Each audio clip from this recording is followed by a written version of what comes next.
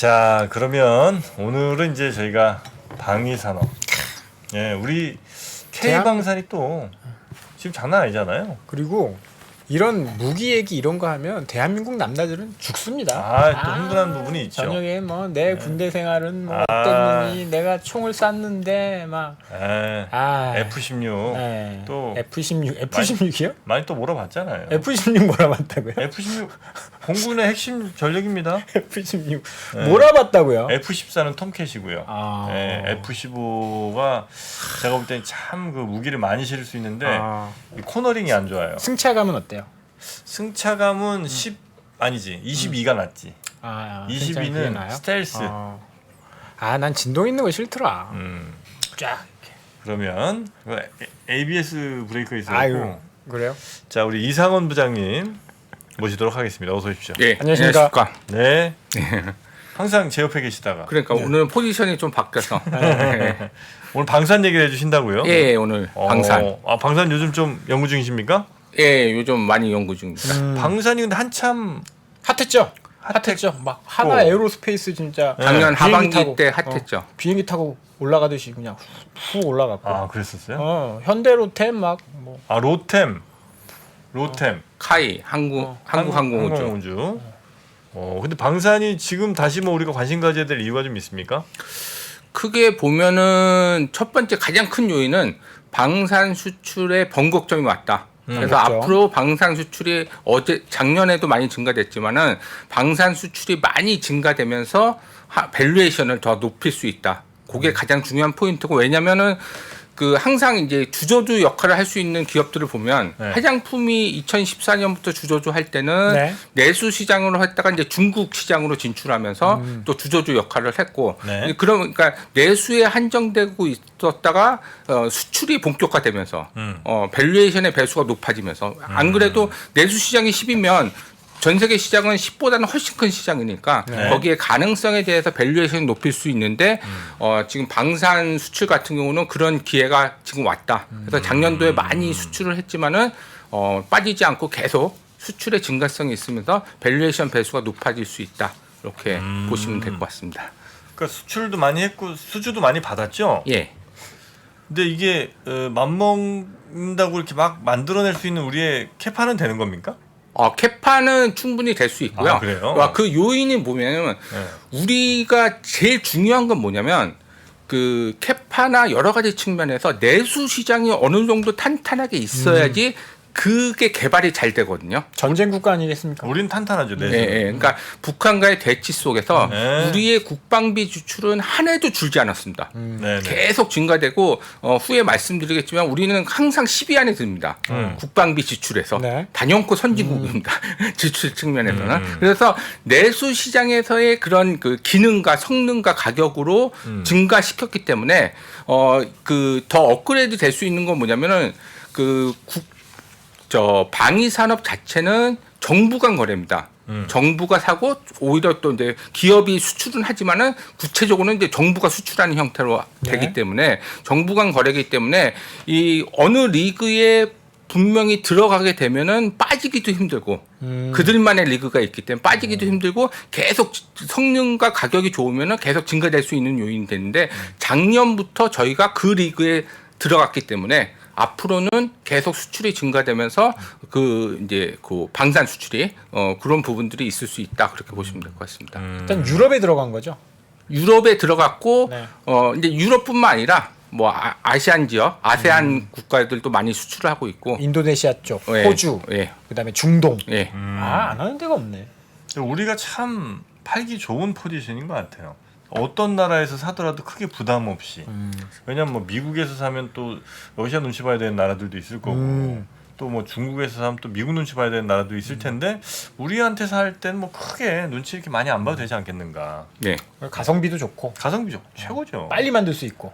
근데 지금은 눈치 보는 게 더 가속화됐습니다. 그러니까 그걸 뭐냐면 그 90년대 초에는 냉전이 종식되면서 어찌 보면은 뭐 미국산 무기도 사고 러시아산 무기도 사고 했는데 작년 2월 24일 날 우크라이나를 침공하면서 절대적으로 민주주의 세력과 권위주의 세력이 갈라지게 되는 그래서 그걸 이제 일명 신냉전 체계라고 그러는데 올해부터 신냉전 체제가 가속화되면서 옛날에는 인도 같은 나라 같은 경우는 러시아 무기도 사고 미국 무기도 샀습니다. 네. 그런데 올해부터는 미국이 견제가 들어가기 시작했거든요.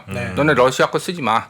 이렇게 견제가 들어갔기 때문에 근데 미국 같은 경우는 공급을 해주고 싶어도 지금 공급망에 대해서 생산이 안 되고 있잖아요. 그러니까 너무나 밀려 있어서 하지 못하는데 그러면 미국 거 말고 그럼 한국 거 써라.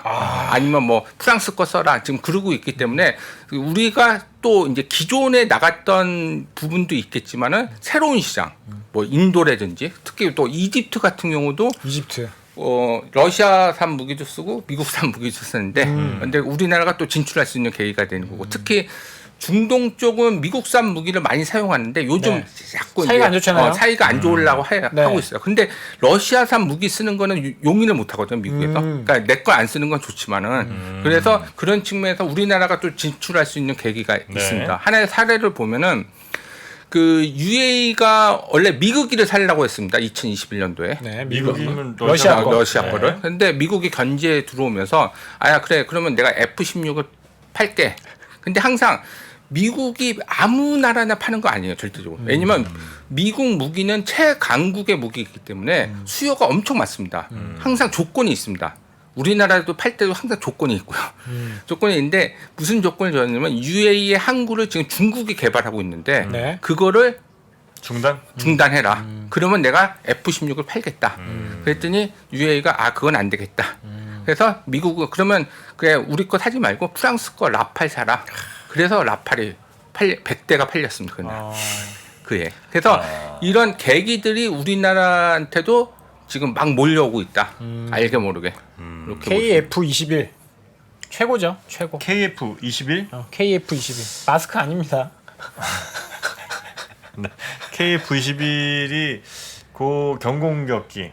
아니, 아닙니다. 그건 FA-52 FA-52 경공 KF-21이 뭐예요? 우리 F16 같은 거 만들었어요. 4.5세대. 4.5세대. 그게 이제 4.5세대인데 네.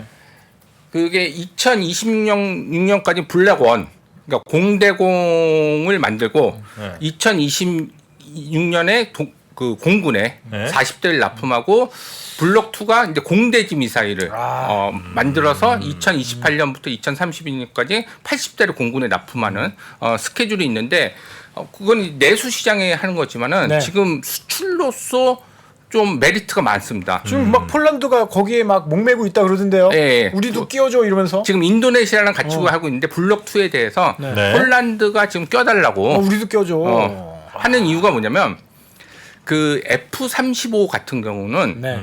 스텔스 기능이 갖고 각종 센스 뭐 하여튼 최고의 성능에 네. 그런데 이게 유지 비용이 많이 씁니다. 네, 기름 많이 먹어요. 기름이 아니라 보험금이 센가? 센서가 많으면 한 번 뜨고 내리면 버려요. 그리고 다시 센서를 센서를 예. 우리 땐 재활용했는데. 그래갖고 지금 1시간 운영하는데 한 5천만 원 들어요. 한 시간에? 네. 와. 야, 뭐? 그래서 보시면 우리나라도 F-35를 가지고 있지만은 네. 잘 안 떠요. 잘 안 아. 뜨고 진짜로 진짜 큰 훈련, 한미 훈련 뭐 아니면은 조금 약간 위험 리스크가 있다. 그때 한번 뜨지 절대적으로 안 떠요. 보통 F16이 떴다가 내려오고 F-16은 3천만 원 3천만 원. 1시간에. 아. 근데 KF-21은 그보다 훨씬 아직 개발 완료가 되지는 않았지만은 네. 훨씬 적고 그다음에 지금 FA-52 수출이 잘 되고 있습니다. 잘 되고 있는 거는 뭐냐면 그 F-16이랑 F-35랑 호환이 잘 돼요. 그러니까 조종이 똑같아요. 그거에 대해서. 그래서 네네, 중요하죠. 그래서 F-16도 지금 주문하면 안 들어오기 때문에 그 대신에 FA-50 경폭격기를 지금 주문이 많이 들어오고 있고 F16 4년 걸린다면서요. 예, 4년에서 5년. 그리고 또 아무나 안 팔고. 네. 그래서 그런 부분들이 지금 뭐 한국 항공우주에서 만들지만은 좀 부각이 되고 KF-21도 결론적으로는 내수 시장도 하지만은 이제 수출로서 갈 수 있는 부분이 있다. 이렇게 보시면 될 것 같습니다. 야, 센서 장사를 해야 되겠네. 센서. 센서를 한 번 쓰고 일회용이라 이거죠? 네. 성능이 좋을수록 그렇습니다. 뭐 스텔스여서 뭐 그거 뭐 이렇게 레이더 안 걸리게 막 이렇게 칠하는 것도 있고 뭐 그렇대요. 예, 맞습니다. 아 그거 칠하죠. 그거 이제 뭐 크레파스? 노루표 페인트. 뭐라고? 크레파스. 크레파스가 까만색. 아닙니다. 예, 하여튼 그 유지비 자체가 너무나 비싼데 우리의 KF21 같은 경우는 유지비가 뭐 합리적이다. 매우 저렴하다. 예. 예. 그리고 FA50은 거의 뭐 몇백만 원끼리 안 된다. 예, 그리고 거의 F16 모르듯이 예. 예, 조종관 같은 게 거의 유사하다. 아니면- 인터페이스가. 이게 왜냐면 FA50은 이제 그 T50이라고 네. 로키드 마틴하고 공동 개발한 훈련기가 있습니다. 그렇죠, 그렇죠. 예, 그것도 수출이 잘 됐는데 거기서 이제 폭격 기능을 달아서 무기를 달아서 FA50으로 바꾼 겁니다. T50이. 네. 어택 A. 어택 A가 딱 들어가잖아요. TA50. C 뭐예요? C. C C200 뭐예요? 캐리어. 쉬고 가는 C 좋아. 거지. 아, C 좋아. B는 이제 폭격. 아, 범. 좋은데? 아, 뭐 이게 육군 병장 출신이에요. G 뭐예요? G. G? 예. G까지는 나 때는 없었는데. 이게 내가 분산할 때는. 예, 비행기마다 다 고유의 알파벳들이 있습니다. 아. 근데 저는 우리 박지원 차장님 정도면 나쁘지 않다. 아, 이 훌륭하죠. 정도면 저는 뭐 충분히 승산 있다고 봅니다. 육군 병장. 네. 네. 26개월 만기 전역. 26개월. 26개월. 아, 26 오래 개월. 하셨다. 공군은 30개월이었잖아요. 네, 30개월이죠. 그렇죠. 공군은 30개월. 공군은 30개월. 자, 그래서 우리의 그 전투기들 요거 이제 가격은 좀 세게 받아야 될 거 아닙니까? 그렇죠. 근데 아직 가격은 이게 아직 안 됐나요? KF21은 가격은 아직 책정 안 됐는데 네. 제가 생각했을 때는 F16보다도 쌀 거라고 보고 있습니다. F16보다는 조금 싸야 되겠죠 아무래도. 예. 근데 아무래도. F-16 엄청 오래된 비행기 아니에요? 그거 한 나 30년, 때도 F-16. 아니 근데 업그레이드가 많이 돼서 네네. 그러니까 거기도 이제 블럭 1, 블럭 2 이렇게 숫자가 있었고 그랜저도 30년 지금 됐습니다. 하여튼 업그레이드 하는 거예요. 그래도 하여튼 우리 신형인데. 아니, 또 나라가 다르니까. 예. 지금 그 정도 애국. 부장님 지금 짜증 나셨어요. 죄송합니다. 말 끊지 마세요. 죄송합니다. 죄송합니다. 아닙니다. 그래서 우리 이제 전투기를 비롯한 정말 이 시스템 뭐 총부터 시작해 못 만드는 게 없잖아요. 우리 전차, 뭐 자주포, 뭐 작전 시스템. 거의 모든 무기들을 만들어낼 수 있는 예, 정밀 유도 무기. 전 세계 정말 몇 안 되는 나라 아니겠습니까? 그렇죠. 그러니까 네. 이게 아이러니하게도 북한과의 대치하기 때문에 무기를 국산화하고 그리고 성능이 좋고 그다음에 더 중요한 건 뭐냐면 그 독일 전차들은 오래돼서 부품 구하려면 못 구해요. 워낙 근데 우리나라는 지금 55만이 항시적으로 운영을 하고 있습니다. 국군에서. 그래서 55만 정도 운영하는 국가는 미국이 이제 그 이상 운영을 하고 두 번째 국가가 우리나라. 우리는 국방의 의무가 있기 때문에 남자들 같은 경우. 네. 그래서 그 항시적으로 운영하면서 매년 훈련을 하기 때문에 어떤 부품이든 옛날 부품이든 신형 부품이든 항상 공부를 빨리 할 수 있고 할 수 있는 거죠. 근데 옛날에 개발했던 뭐 독일 전차라든지 그런 것들은 지금 많이 구하려면 힘든데 우리는 그런 특징이 있죠. 그래서 신속한 공급 능력 그런 것 때문에 지금 부각이 막 되는 거죠. 그러니까 폴란드 같은 경우도 실질적으로는 원래는 미국 걸 살려고 그랬어요. 네. 그런데 미국한테 물어보니까 F-16 아까 말씀드렸듯이 이제 지금 우크라이나 전쟁 이후에 저 폴란드가 독일 전차하고 그다음 미국기를 줬거든요. 네. 그럼 지금 공백이 있어요. 그럼 하루라도 이 공백을 메꿔야 되는데 그 미국은 4년 5년 있다 준다고 하니까 그리고 또 가격도 비싸고 그러니까 이제 알아보다 보니까 한국이 전혀 몰랐는데 그래서 6월달에 대규모 사절단을 몰고 와서 8월달에 기본 계약을 한 거죠. 그래서 그런 요인들의 신속한 공급 능력 그런 부분들도 부각이 됐고 이 폴란드에 들어갔다는 게 중요한 요인이 뭐냐면 그 나토 규격이 있어요. 나토 규격은 미국 규격이랑 거의 똑같아요. 네. 그래서 나토 규격, 미국 규격에 들어갔기 때문에 다른 나라들도 미국 무기와 호환성이 있기 때문에 폴란드에 들어가면은 나토 회원국이기 때문에 뭐 옆에 루만이라든지 뭐 등등으로 수출할 수 있는 계기가 분명히 있다. 크게. 약간 뭐 FDA 인증 같은 거. 예, 그렇죠. 예. 이렇게 자격 라이센스 너희는 폴란드에 했으니까 나토 국가들 다 할 수 있는 그렇죠. 그리고 너무 비유가 좀 안 좋았나 보다. 그리고 또 이제 하나 또 요인이 뭐냐면 유럽 지역이 네. 원래는 국방비 지출이 크지 않았어요. 네. 보시면 알겠지만 90년대 소련이 붕괴되면서 네. 냉전이 종식되면서 국방비 지출을 거의 주는 상황이었죠. 그리고 왜 아까 이제 독일 전차 얘기한 거는 뭐냐면 독일에 이제 50공장이 있으면은 거기에 반이 줄어졌어. 왜냐면 국방비 지출이 적어지면서. 근데 그 우크라이나를 침공하면서 부랴부랴 우리는 이제 우크라이나를 나토 회원국들은 지원을 해주고 우리는 앞으로 우크라이나 전쟁이 끝내더라도 우리는 우리가 지켜야 된다. 그래서 GDP의 2.0 이상을 국방비에 지출을 하겠다라고 물론 이제 뭐 내년도가 아니라 뭐 5개년으로 계획해서 왜냐면 우리나라는 참고로 GDP의 2.7%를 국방비 지출하는 나라입니다. 거의 상위 국가죠. 네. 결론적으로. 그래서 유럽 지역이 그렇게 이제 무기에 대해서 수입을 하는 요인이 있는데 기왕이면은 싸고 바로 공급할 수 있는 그런 나라들을 원하기 때문에 폴란드를 시작해서 유럽 지역의 수출이 많이 될 것이다. 이렇게 보시면 될 것 같습니다. 근데 이건 참 뭐 방산이라는 거는 뭐 경제 논리로만 또 이게 예상할 수가 없는 거잖아요. 저희가 우리보다 1,000만 원 더 비싸게 만드니까 우리는 무조건 팔려 이게 아니잖아요. 정치적인 이유로도 판단이 매우 달라질 수 있는 거라. 근데 어쨌든 우리는 그런 거에서는 꽤 자유로운 편이고 앞으로 유럽 중동 쪽으로의 수출은 꽤나 열려 있을 꽤나 가능성이 좀 높다. 그렇죠. 아까 좀 말씀드렸듯이 민주주의랑 권위주의. 네네. 근데 경제적으로는 약간 희미해질 수 있어도 절대적으로 정치 무기적으로는 갈라질 수가 있어요. 무기 수입해오는 거 블록화가 생기는 거죠. 결론적으로. 그러니까 작년 나토 회의가 열렸었는데 그 새로운 전략 개념을 나토에서 발표를 했습니다. 뭐라고 발표했냐면 우리는 러시아랑 중국을 공동의 적으로 해서 네. 대응하겠다. 라고 나토 회원국이 발표하면서 국방비 지출을 늘리겠다. 근데 원래 이제 G7 회의 같은 경우는 그 초대 국가가 있습니다. 네. 업저버 국가가 있습니다. 그래서 뭐 윤석열 대통령도 내일 가는데 네. 나토 회원국은 초대 국가가 없어요. 근데 작년 6월 29일 날 스페인에서 나토 회의가 열렸는데 유일하게 초대 국가를 초대했습니다. 그 나라가 어디냐면 한국, 일본, 호주. 왜죠? 왜냐면 무기 때문에 그런 건가요? 아니 그건 전혀 아니고 러시아와 무기 달라고?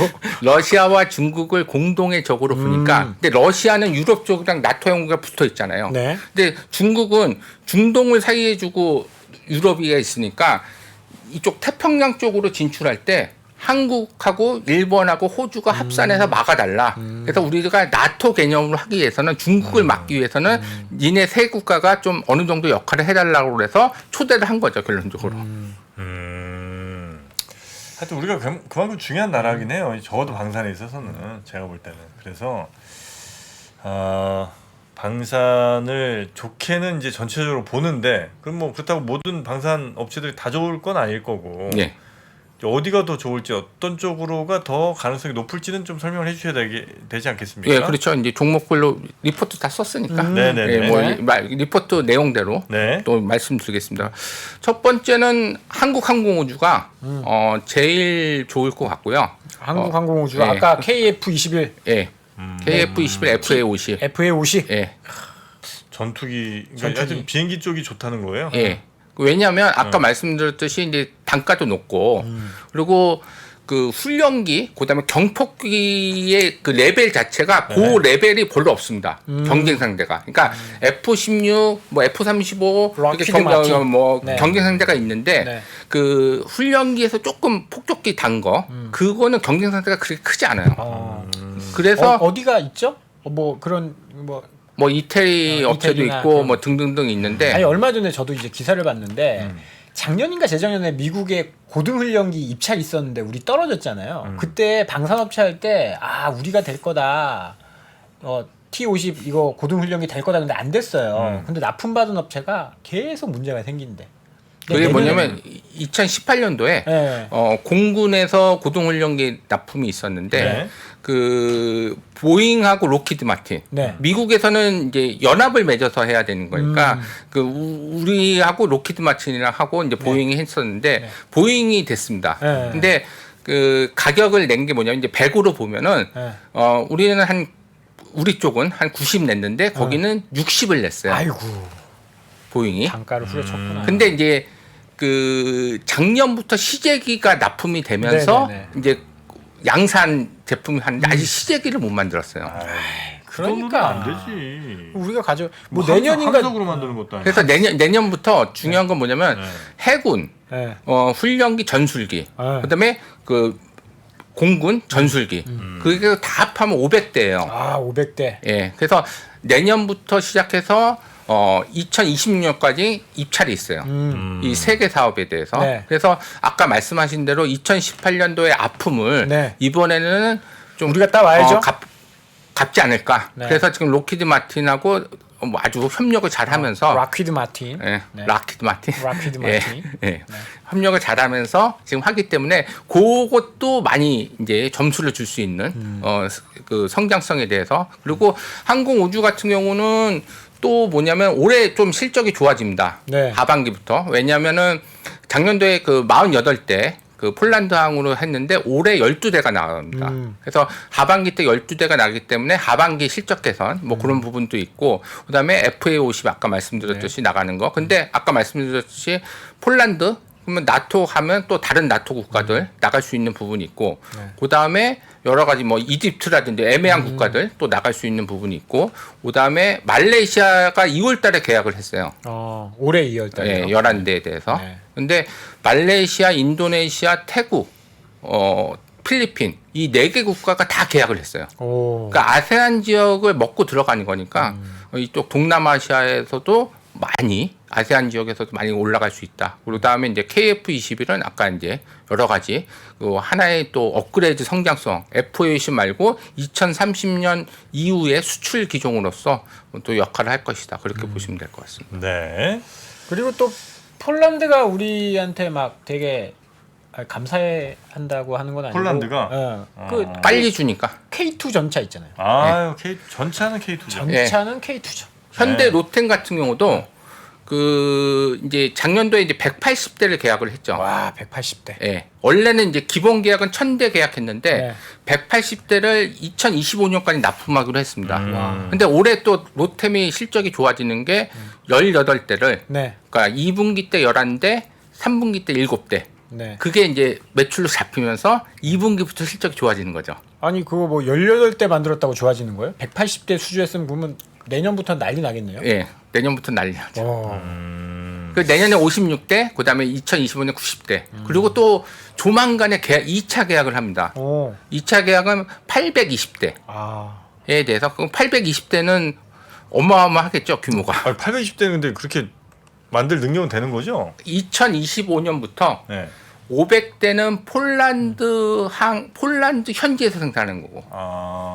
약간 그리고- 이게 기술 이전 개념. 예, 기술 이전 개념. 그다음에 320대는 우리나라에서 수출하는 거고. 네네네. 예, 그렇게 또 계약해서 그런 이제 신규 수주 기대감도 분명히 있습니다. 근데 금액이 뭐 하여튼 엄청나겠죠. 아, 저 때는 K1이었는데. K1은 K1 전차. 전차 K1이었어요 네. 그때는. 근데 지금 30년, 20년 넘게 지나니까 K2로. K2. 그리고 업그레이드 K2도 이제 13년, 14년부터 1차, 2차 하는데 지금 올해가 4차 납품입니다. 그리고 2025년부터는 5차 납품. 네네. 국내는. 계속 좋아지겠네요, 실제. 예. 자, 하여튼 한국 항공우주 그다음에 현대로템. 현대로템. 예. 그렇게 두 회사를 제일 좋게 보시고. 아, 그리고 또 있죠. 또 있어요. 예. LIG 넥스원. LIG 넥슨. 유도무기. 예. 유도무기. 넥스원은 미사일. 유도무게요? 뭐 LIG 넥슨 구미에 있습니다. 저의 고향 대구 옆에 구미. LIG 넥스원. 그럼요. 구미. 구미에서 만들어요. 원래 이제 창원, 구미, 그다음에 이제 항공우주 사천 뭐 이렇게 쭉 그 국방 관련 방위산업 업체들 그럼요. 그쪽이 많죠. 청도에 삼사관 학교 있고요. 경북청도. 그럼요. 거기 소싸움하죠? 그럼요. 매일 싸움이다 거기는. 그 LIG 넥스원은 뭘 그래서 어떻게 주로 이제 설정해요? 유도 무기를 만드는데 네. 그 현대전에서는 유도 무기의 중요성이 아주 뭐 미국에서는 패트리어트도 있고 요새 며칠 전에 아이돔으로 해서 이스라엘이 이렇게 중계를 해줬잖아요 거의 오는 거. 왜냐면 어디서 날라올지 모르니까 그거를 해서 유도 무기 형태로 해서 이제 방어 개념이죠. 방어 체계 개념으로 유도 무기의 중요성이 있는데 우리나라에서는 LIG 넥슨이 유도 무기를 제일 잘 만들고 그리고 UAE 쪽에 2조 6천억 네. 납품을 수주를 받았습니다. 그래서 원래는 유도 무기는 특성상 발표를 안 해요. 근데 UAE가 유일하게 발표를 한 거고 왜 원해서 UAE가 원해서. 근데 그 보시면 이제 그 상대방이 원하면 공시 유예가 돼요. 끝까지. 왜냐면 나 여기 유도 무기 샀다 그랬고 나 어디다 배치한다 그러면 노출이 되는 거잖아요. 그렇죠. 전략이 노출이 되는 거죠. 그래서 LIG 넥슨을 이제 좀 보실 때는 항상 분기 말에 수주 잔고를 보셔야 돼요. 대부분은 공시가 안 돼요. 유도 무기이기 때문에. 그리고 그 예를 들어서 뭐 비공이라든지 그리고 해안을 지키는 유도 무기가 있거든요. 그런 것들 어디서 나오냐면 수출은 됐는데 네. 어디서 이제 사진을 찍어 걔네들이 사진을 찍어요. 그 거기 이제 해군 애들이 그 지방. 그럼 사우디아라비아 해군이 사진을 찍었는데 비공이 설치된 거야. 그래서 이게 2년 전에 비공을 수출했구나 그렇게 아는 형태로. 그러니까 유도 무기일수록 전혀 공시가 유예되고. 그 공시를 예. 안 해도 되는 거군요. 예. 그러니까 유예 신청을 하면 거래소 유예 신청을 하고 이제 방사청 사인 들어가고 안기부 사인 들어가고 그다음에 그쪽 사인 들어가면 공시 유예가 됩니다. 그러면 금액도 공시를 안 하는 거예요? 예. 어디에는 금액도 안 빼고 아니 공시 자체가 안 되는데. 그래요? 그러니까 지금 이제 뭐 2차전지 수주 받고 그러면은 금액 없고 네. 그다음에 기밀 그렇죠. 사항이니까 그렇죠. 거래처 없고 그냥 이거 받았다. 근데 네. 그 받은 거는 뭐냐면 무조건 이제 공시 의무가 있는 거는 10% 이상 전년도 매출액의 10% 이상은 무조건 공시 의무가 있으니까 네. 어쩔 수 없이 그 거래처 기밀 누설 해서 안 밝힌다. 그다음에 금액 안 밝힌다. 그렇게 나오는 건데 이 국방 쪽은 아예 안 해도 된다. 아예 공시 유예가 된 그런 이제 그 정부 간 거래이기 때문에 그쪽에서 원하면은 공시 유예가 아예 그 무기 수출이 다 끝나도 원래 이제 수주를 받는 거잖아요, 그렇죠? 수주를 받고 뭐 3년에서 5년 동안 납품을 하는 건데 끝나도 공시 유예가 계속 유지될 수 있다. 그럼 이 회사들은 예를 들어 영업이익이 지금 뭐 재무제표에는 그냥 뭐 70억 이렇게 찍혀서도 사실은 600억 이익이 났을 수도 있네요. 아니 수주잖아요. 수주. 수주. 집중. 매출하고 영업이익은 나고 수주. 그래서 애널리스트들이 되게 힘들다고 하더라고요. 이게 수주.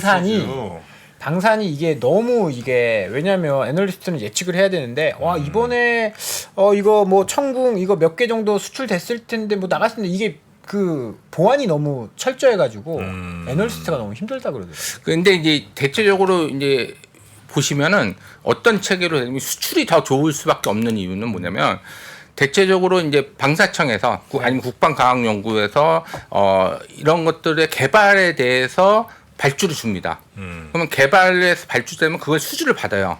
그러면 수주를 받으면 한 3, 4년 동안 개발을 하고 그 다음에 이제 이제 개발이 완료되면 양산을 하고 또 3, 4년 동안 하는데 그때 영업이익률이 보통 이제 그 개발할 때는 영업이익률이 한 1% 내지 BEP. 그 다음에 양산할 때 금액도 크잖아요. 네. 왜냐면 이제 그 개발할 때는 용역비, 그 다음에 부품 뭐 그런 것들이 드는 거고 양산할 때는 이제 하는 거기 때문에 그때는 거의 한 8% 이상. 그래서 평균적으로 7%를 맞춰줍니다. 내수 쪽은. 그런데 대부분의 수출은 커스터마이징 기간이 길지 않아요. 네. 우리 같이 3, 4년 동안 걸리지 않고 대부분 1, 2년. 만들어 놓은 거 그냥. 네, 만들어 놓은. 그래서 이제 영업이익률이 조금 높게 잡힌다. 그렇게 보시면 될 것 같습니다. 네. 자, 뭐 이건 좀 약간 예측하기가, 그러니까 전망하기가, 분석하기도 조금 어려운 측면이 없지 않아 있는 그런 네. 분야긴 합니다만 또 그만큼 빈틈이 또 있으니까 뭐 먹기도 좀 편하지 않겠습니까? 먹을 기회가 좀 열려 있는 거 빈틈이 있는 게 아니라 좀 네. 보안이 있는 거죠. 보안이. 보안. 네. 네. 이런 건 제가 좋아하는데. LIG 넥슨 그다음에 그다음에 이제 하나 에어로스페이스. 하나 에어로스페이스. 네. 거긴 또 뭐예요? K9 자주포. 에어로스페이스인데 그 전차와 자주포의 차이 아세요? 전차와 자주포. 전차와 자주포. 육군이 둘 다 공군에게 똑같이 생겼죠. 모르는 사람이 설명해주고 보면. 싶다. 네. 자주포와 전차. 네, 자주포는 말이죠. 그렇죠. 스스로 자자 아니겠습니까? 아, 주 주인 주자? 자주 쏜다는 그런 의미로 여러분 1차적으로 생각하시면 안 됩니다. 자주포가 그런 포가 아니에요. 주는 바로 기둥주자로 가겠습니다. 아, That's right? 그것까진 모르겠네. 기둥 주자인지 주인 육군 주자인지. 병장 전문가 아이, 분이 저는- 말씀하시죠. 저는 네. 소총만 쏴서 이거는 알려주셔야 됩니다. 전차 모양은 똑같이 생겼어요. 자주포랑 이제 전차랑, 전차랑. 보면 K2랑 K1이랑 그냥 이거 쓱 보면 어이 뭐 그런데 음.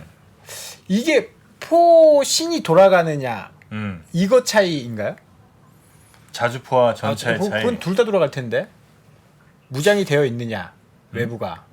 그러니까 조금 이제 자주포는 고정적인 자리에서 이제 쏘는 거고 조금 먼 데로. 근데 탱크는 전차는 네. 고정적인 자리가 아니라 거기는 진짜 이동하면서. 이동하면서 쏘는 거죠.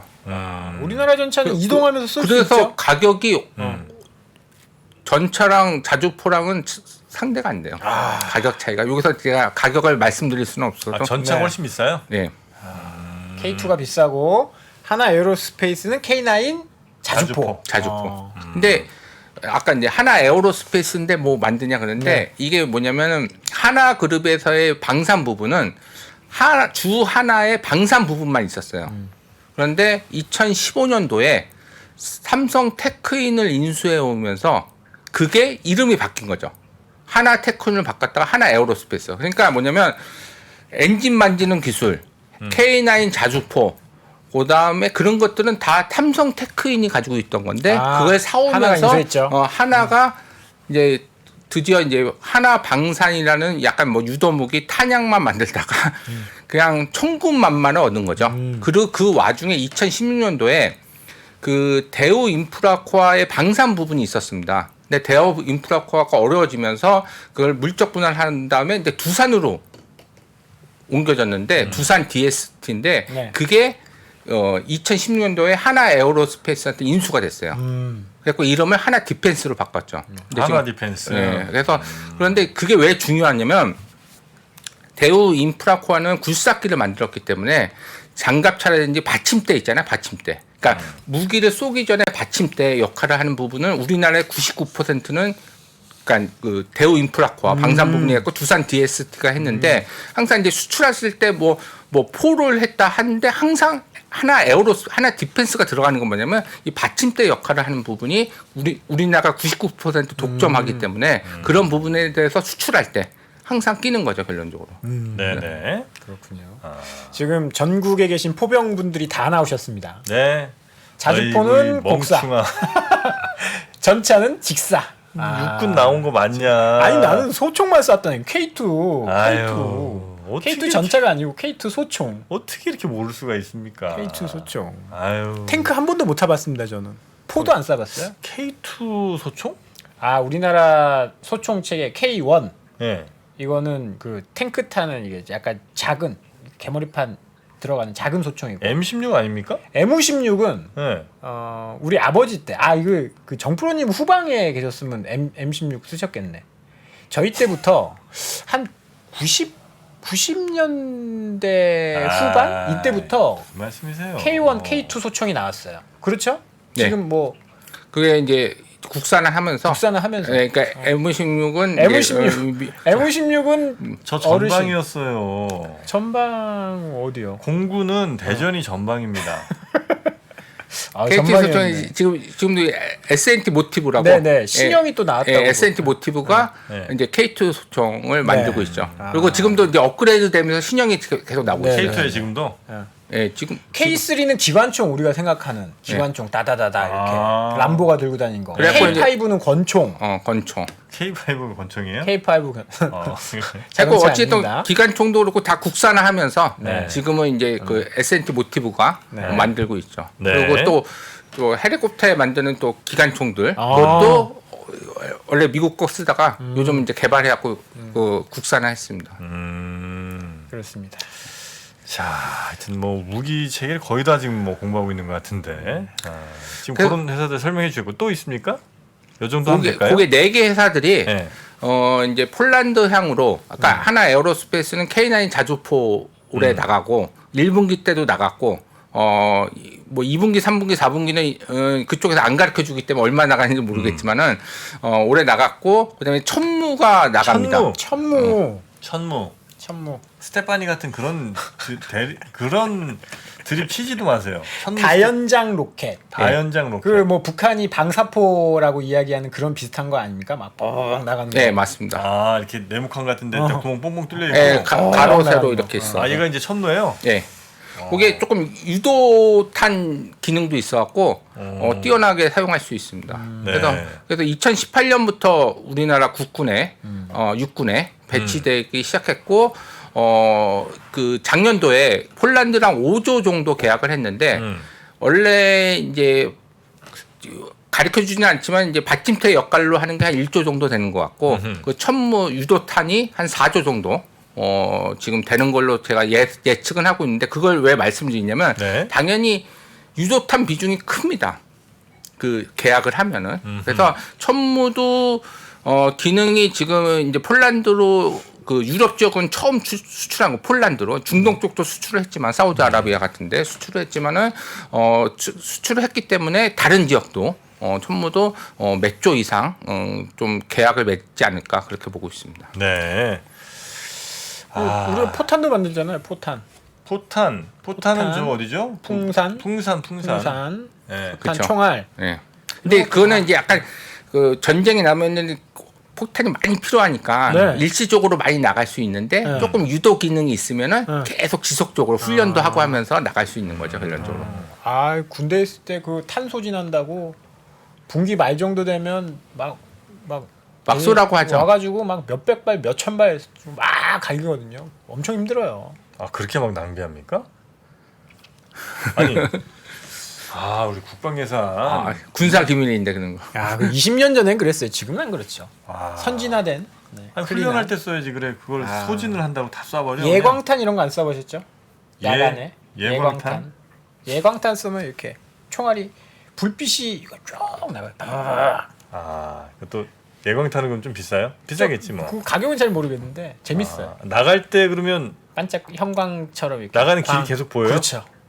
아니, 그러면 총알에 뭘 달아놓은 건가? 뭐 그런 탄이 있겠죠. 그렇습니까? 네. 그렇습니다. 네, 하여튼 군대 얘기에 역시 많은 분들이 지금 실망했다는 분들이 좀 많고요. 네. 군대 얘기 그만 좀 하라고 지긋지긋하다는 분들이 역시 다. 근데 아직 안 한 게 있어요. 군대에서 축구한 얘기 이거. 그거까지 이제 군대에서 축구한 그거까지 가면 좀 얘기까지 힘들다고 가면. 봐야 되겠죠. 네. 그렇죠. 축구공 같은 거 안 파. 수출 안 하나? 축구공 수출. 그래서 다시 돌아가서 네. 좀 중요한 얘기로. 중요한 네. 얘기. 중요한 얘기. 우리가 이제 2011년부터 2020년도까지 2019년까지 거의 이제 30억 달러로 거의 이제 한정돼서 수출을 했었는데 2021년부터 수출이 좀 늘어나기 시작했습니다. 그래서 72.5억 달러로 거의 더블 이상으로 올라갔고 그다음에 작년도가 170억 달러. 그리고 올해 예상이 200억 달러입니다. 엄청난 거죠. 그러니까 아까 말씀드렸듯이 이게 한 200억 달러 수준 가면은 내려오고 싶어도 내려올 수 없고 왜 그들만의 리그이기 때문에 빠져나올 수 없으니까. 그러니까 4, 5년 동안 계속 유지되다가 계속 성능 개발을 하고 KF21 그런 것들이 자주 나오게 되면은 거기에 더 업그레이드 되는 거고 좀 그런 것들이 좀 미진하면은 조금 내려오는 거고 그래서 제가 말씀드렸듯이 탄탄한 내수 시장 규모로 이제 커왔기 때문에 앞으로는 수출이 지금 변곡점을 일어나면서 여러 가지 이제 유럽 지역뿐만 아니라 신냉전 체제로 신규 시장들이 많이 생길 수 있기 때문에 하나의 밸류에이션의 레벨업이 될 수 있는 요인이 되지 않을까 방산 전체적으로 네네. 기업들이 그렇게 보시면 될 것 같습니다. 그 가능성 혹은 그런 발전까지가 혹시 지금 가격에 담긴 건 아니에요? 그거는 그러니까 가격에 담겼다. 지금 현재 가격이 그거 반영한 건 주가가 아니에요? 사실 좀 오르긴 했잖아요. 네, 오른 거죠. 조금 오르긴 했어요. 하나 에어로스페이스 뭐 현대로템 주가가 좀 많이 오르긴 했습니다. 오르긴 했어도 제가 봤을 때는 이게 이제 이익의 증가 속도보다는 밸류에이션 배수의 시장 규모에 따라서 밸류에이션 배수의 속도가 클 거라고 여태까지 2차 전지고도 이제 시장 규모가 커질 거라는 그렇죠. 밸류에이션의 속도가 커질 거라고 해서 올라간 거기 때문에 네. 지금은 전혀 저는 그렇게 크게 반영됐지 않을 거라고 보고 있고 물론 가격은 올랐습니다. 작년 하반기 그리고 지금 조금 조정 중에 있지만은 앞으로 수주 규모가 더 많이 들어온다고 치면은 그 올해도 200억 달러 그렇게 하면은 그 업그레이드 될 수 있는 요인이 있어서 지금 밸류에이션 수준보다는 훨씬 더 업그레이드가 될 수 있다고 보고 있습니다. 네, 알겠습니다. 간만에 또 방산에 대한 이야기 쭉 한번 좀 들어봤는데 어떻게 우리 차장님은 방산에 대해서 덧붙이실 말씀이 있을까요? 저도 너무 좋다라고 생각합니다. 방산이 이게 내수용이었고 원래 정부에서 하는 거는 저는 그렇게 좋아하진 않거든요. 왜냐하면 정부에서 어떻게 할지는 모르니. 그렇죠. 어떻게 할지도 모르고 돈을 많이 줄 리가 없잖아요. 아, 안정성은 있는데 네네네. 이게 해외로 나가버리면 또 이야기는 달라지는 거니까. 아까 우리 부장님이 이야기하신 것처럼 멀티플을 좀 키울 수 있는 음흠. 이익이 늘어나는 속도보다 멀티플이 빨리 올라가면 그거는 주가 올라가는 속도 훨씬 빠를 수 있거든요. 아, 그렇습니까? 그래서 그런 것들이 저는 또 K방산 음흠. 요새 K엔터 올라가는 거 보면 뭐 옛날에 뭐 사실 SM 아유, JYP 네. 주가 얼마 안 되는데 해외 진출하고서는 지금 막 한 10배 20배 갔잖아요. 맞습니다. K방산도 해외 진출해서 그렇게 되지 말란 법 없다. 없다. 그럼요. 그렇죠. 자, 요건 K엔터도 뭐 이제 미국 시장에 주류 시장에 좀 들어갈 수 그렇죠. 있다는 가능성 그거를 보면서 올라가는 거죠 결론적으로. 네. 근데 K 방산도 어쨌든 주류 시장에 이제 본격적으로 들어갔기 때문에 좀 밸류에이션 배수가 높아질 수 있는 환경, 시장 규모가 훨씬 클 수 있는 환경에 네. 왔다 그렇게 보시면 될 것 같습니다. 이건 이제 이상원 부장님 그리고 박지영 차장님의 생각이시고요. 네, 저와는 개인적이네요. 전혀 관련이 없습니다. 네. 자, 하여튼 오늘 이상원 부장님 방산 이야기 재밌었고요. 예. 다음 시간에 또 뵙겠습니다. 예. 고맙습니다. 고맙습니다. 시간이 흘러도 변하지 않는 여러 가지 원칙과 사고 체계는 존재하거든요. 대가들의 사고 체계, 투자 기법이 아니라 생각의 방법. 그런 거를 분해를 해서 재구성을 해서 하나의 어떤 틀로 조합을 하는 과정이 필요한 것 같다. 라쿤 자산운용 홍진채 대표의 거인의 어깨 19년간 초과 수익을 달성한 그가 어떻게 주식 대가들의 투자법을 활용했는지 이 책에서 최초로 공개합니다. 대가들의 검증된 투자법을 여러분의 눈으로 직접 확인하시죠.